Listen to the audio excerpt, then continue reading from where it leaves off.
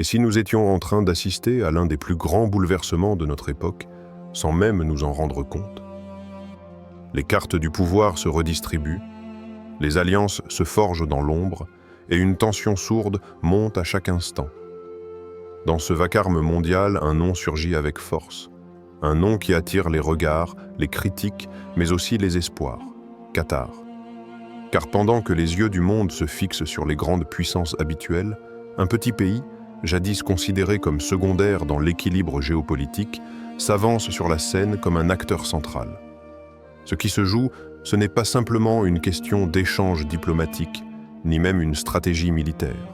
C'est l'annonce d'un mouvement plus profond, un frémissement de l'histoire, celui qui annonce parfois des tempêtes à venir.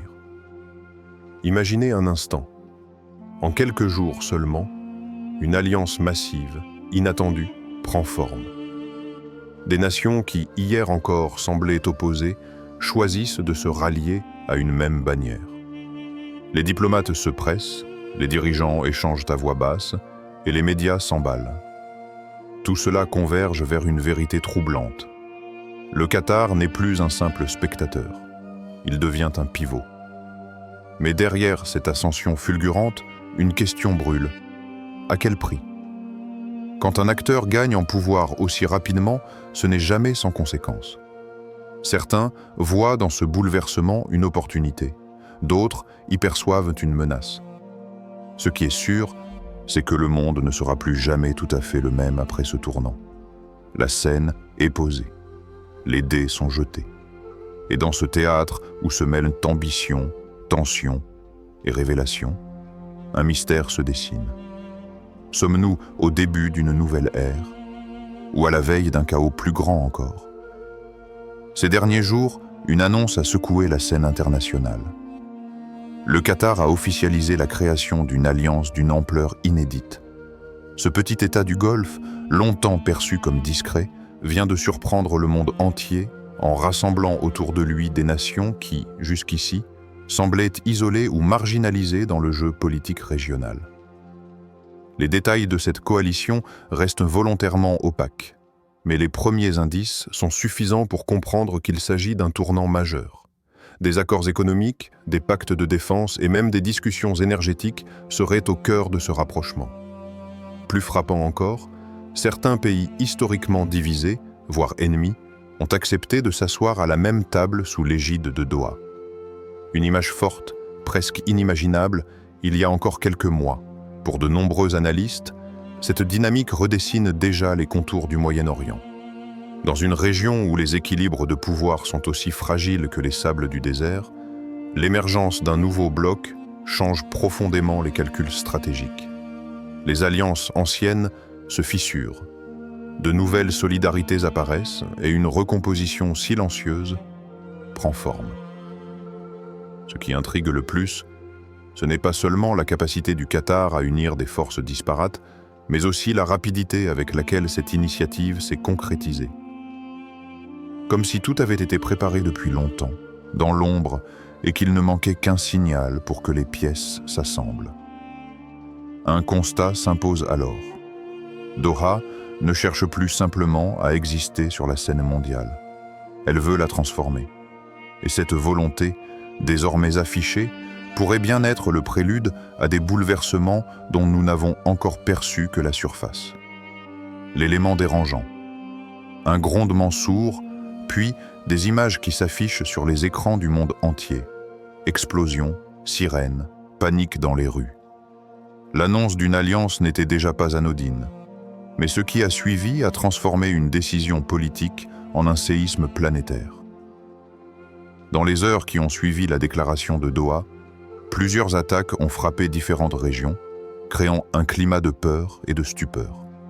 Et au cœur de ce chaos, un nom surgit. Tel Aviv. La capitale économique d'Israël, habituellement protégée par l'un des systèmes de défense les plus sophistiqués au monde, s'est retrouvée sous le feu. Les habitants, habitués aux alertes, témoignent cette fois d'une intensité inhabituelle. Les sirènes retentissent sans répit, les abris se remplissent et les regards, incrédules, se tournent vers le ciel. Ce qui rend l'événement encore plus troublant, c'est sa synchronicité. Comme si les attaques n'étaient pas des actes isolés, mais bien le prolongement direct de cette nouvelle alliance. Les analystes s'interrogent, s'agit-il d'une simple coïncidence ou d'un message clair envoyé au monde entier? Les réactions internationales ne tardent pas. Les chancelleries s'embrasent, les appels à la retenue se multiplient, mais la tension monte d'heure en heure. Pour certains, c'est une provocation inacceptable. Pour d'autres, c'est la preuve que le rapport de force vient de basculer. Et pendant que les gouvernements s'expriment, l'opinion publique mondiale, elle, se divise. Certains applaudissent ce qu'ils considèrent comme un acte de résistance, d'autres dénoncent une escalade irresponsable. Mais une chose est certaine, l'onde de choc est bien réel.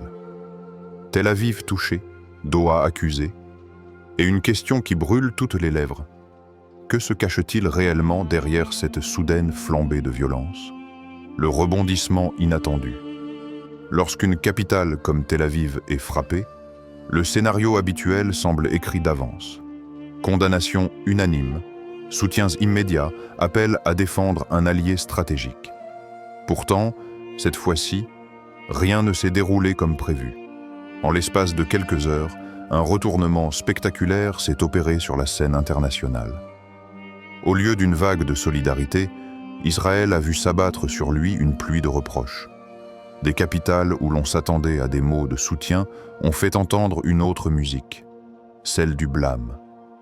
Les accusations fusent, pointant du doigt non seulement la politique menée par Tel Aviv ces dernières années, mais aussi des choix militaires et diplomatiques perçus comme provocateurs. Plus surprenant encore, certains pays occidentaux, habituellement perçus comme ses alliés indéfectibles, adoptent un ton plus réservé, plus critique. Dans les médias, les unes se multiplient, Israël isolé, la fin d'un consensus. Ce qui semblait impensable, il y a peu devient un sujet de débat public. Pour les observateurs, ce basculement n'est pas un hasard. Il reflète une lassitude grandissante vis-à-vis de l'intransigeance israélienne et de son incapacité à calmer les tensions régionales. Et si l'attaque contre Tel Aviv a choqué, elle a aussi mis en lumière des colères enfouies depuis longtemps. Ainsi, le véritable séisme n'est pas seulement militaire, mais diplomatique. Le soutien automatique semble fissuré. Et derrière cette fracture se cache une réalité nouvelle. Le rapport de force morale, celui qui façonne les narratifs mondiaux, n'est plus du côté d'Israël. Un paradoxe éclatant, frappé sur son sol, mais jugé par la communauté internationale, Tel Aviv se retrouve dans une position qu'elle n'avait jamais imaginée. Et le monde découvre, avec stupéfaction, que l'histoire n'obéit plus aux règles d'hier. Les implications profondes. Lorsque les alliances se font et se défont, lorsque les nations se dressent et s'effondrent, nous avons tendance à tout analyser avec les yeux du politique, du stratège ou de l'économiste. Mais derrière ce tumulte visible, il y a une réalité plus vaste, plus silencieuse et infiniment plus puissante, celle de la volonté divine. Car ces bouleversements ne sont pas seulement des lignes sur une carte ou des signatures au bas de traités. Ils sont le reflet d'un rappel éternel. La puissance n'appartient ni aux armées ni aux richesses, mais à Allah, le maître des mondes. Un simple décret de sa part suffit à renverser les équilibres, à transformer l'opprimé en fort et à montrer aux arrogants que leur puissance n'est qu'illusion passagère. Chaque événement qui secoue notre époque porte en lui une leçon spirituelle. L'ascension rapide du Qatar, les attaques qui surprennent Tel Aviv, le retournement des alliances. Tout cela n'est pas seulement le fruit de stratégies humaines, c'est aussi un signe, un rappel. Allah change les cœurs, il change les destins, et nul ne peut s'opposer à sa décision, alors que les dirigeants calculent, que les peuples tremblent ou espèrent, une vérité immuable s'impose. Ce monde est une épreuve. Épreuve de patience, épreuve de justice, épreuve de foi. Car dans les moments où l'histoire s'accélère, deux chemins s'ouvrent devant chacun, celui de l'orgueil ou celui du retour vers Allah. Et si ce que nous voyons aujourd'hui n'était qu'un avertissement, une invitation à ne pas s'attacher aux puissances terrestres, mais à lever les yeux vers le ciel. Car les empires passent, les coalitions s'effritent, mais Allah demeure. Le dernier mystère. Dans les couloirs du pouvoir, les voix se font basses, les regards se détournent, et les mots ne s'échappent qu'à demi.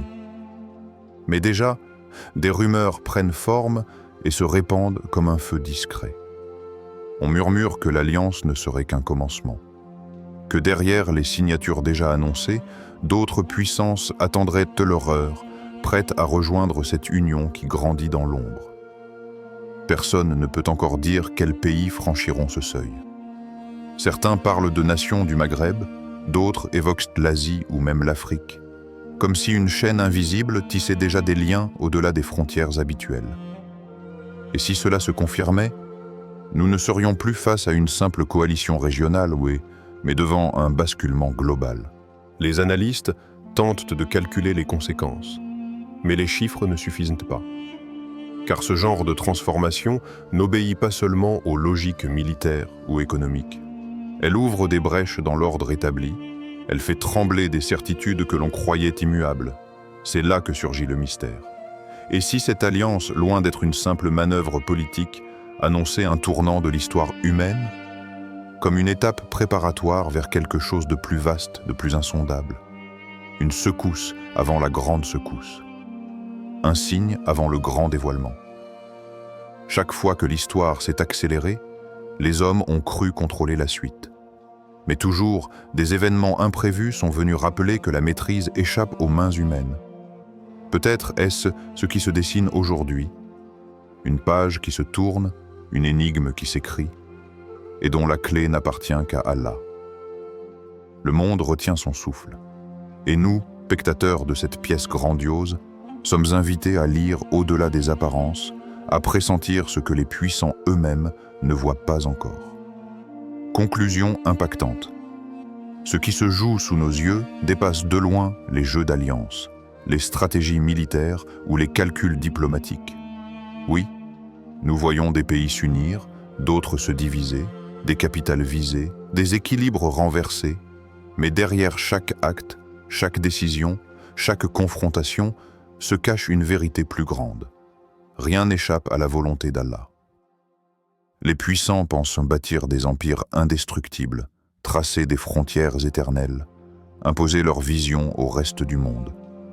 Pourtant, en un instant, Allah renverse leurs plans. Celui qu'on croyait faible devient fort. Celui qui dominait se retrouve isolé. C'est ainsi depuis toujours, et c'est ainsi que les signes se répètent, encore et encore, pour éveiller les consciences. Alors, la vraie question n'est pas de savoir quelle coalition triomphera, ni quel pays imposera sa suprématie. La vraie question, c'est où nous situons-nous dans cette épreuve? Sommes-nous de ceux qui se laissent hypnotiser par la puissance apparente des hommes, ou de ceux qui voient derrière les voiles de ce monde et reconnaissent en la main du Créateur dans chaque événement? Le tumulte que nous voyons n'est pas une fin en soi. C'est un miroir tendu à l'humanité, un rappel que la justice humaine est limitée, que les équilibres terrestres sont fragiles, mais que la justice divine, elle, est absolue et infaillible. Alors oui, le monde tremble, mais celui qui s'accroche à sa foi, celui qui met sa confiance en Allah, celui-là reste debout, inébranlable. Car la vraie force, la vraie protection et la vraie paix ne se trouvent pas dans les alliances des hommes, mais dans le refuge auprès d'Allah, le Tout-Puissant.